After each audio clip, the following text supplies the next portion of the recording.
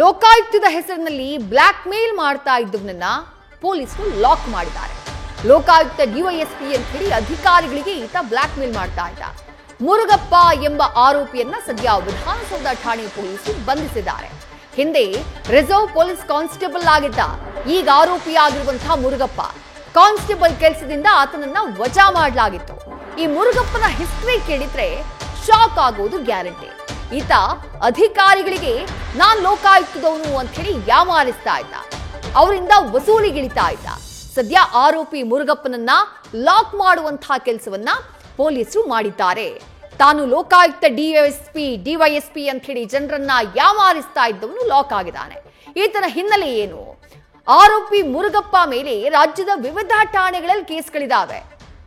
ಒಂದೆರಡಲ್ಲ 60ಕ್ಕೂ ಅಧಿಕ ಕೇಸ್ಗಳಲ್ಲಿ ಈ ಖತರ್ನಾಕ್ ಮುರುಗಪ್ಪ ಆರೋಪಿಯಾಗಿದ್ದಾನೆ. ಲೋಕಾಯುಕ್ತದ ಹೆಸರಿನಲ್ಲಿ ರಾಜ್ಯದ ವಿವಿಧೆಡೆ ಅಧಿಕಾರಿಗಳಿಗೆ ಮೋಸ ಮಾಡಿದಾನಂತೆ. ಬ್ಲಾಕ್ ಮೇಲ್ ಮಾಡೋದು, ಹಣ ಸುಲಿಗೆ ಮಾಡುವಂತಹ ಕೆಲಸವನ್ನ ಈ ಮುರುಗಪ್ಪ ಮಾಡ್ತಾ ಇದ್ದ. ಈ ನಕಲಿ ಡಿವೈಎಸ್ಪಿ ವಿರುದ್ಧ ವಿಧಾನಸೌಧ ಠಾಣೆಯಲ್ಲಿ ಎಫ್ಐಆರ್ ದಾಖಲಾಗಿತ್ತು. ಲೋಕಾಯುಕ್ತ ಡಿವೈಎಸ್ಪಿ ಪಿ ಬಸವರಾಜು ಅವರು ದೂರನ್ನ ದಾಖಲು ಮಾಡಿದ್ರು. ಲೋಕಾಯುಕ್ತ ಹೆಸರಿನಲ್ಲಿ ಅಪರಿಚಿತ ನಂಬರ್ಗಳಿಂದ ಈತ ಅಧಿಕಾರಿಗಳಿಗೆ ಕರೆ ಮಾಡಿ ಅವರಿಗೆ ತಾನು ಲೋಕಾಯುಕ್ತ ಡಿವೈಎಸ್ಪಿ ಅಂತ ಹೇಳಿ ಪರಿಚಯ ಮಾಡ್ಕೊಳ್ತಾ ಇದ್ದ. ಆನಂತರ ನಿಮ್ ವಿರುದ್ಧ ಅಕ್ರಮ ಆಸ್ತಿ ಗಳಿಕೆ ಕೇಸ್ ಹಾಕ್ತಾ ಇದ್ದೀವಿ ಅಂತ ಹೇಳಿ ಬೆದರಿಸ್ತಾ ಇದ್ದ.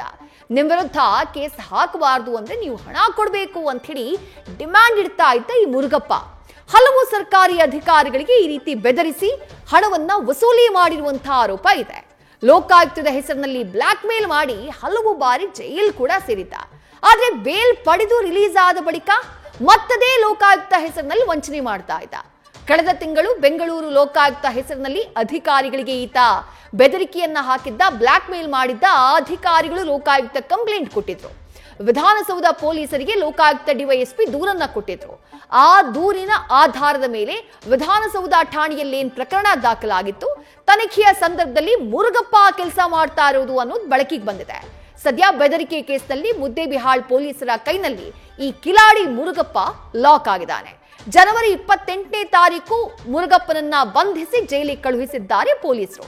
ಆತನ ಹಿಸ್ಟ್ರಿ, ಆತನ ವಿಚಾರಣೆಯ ಸಂದರ್ಭದಲ್ಲಿ ಬಯಲಾಗಿದೆ.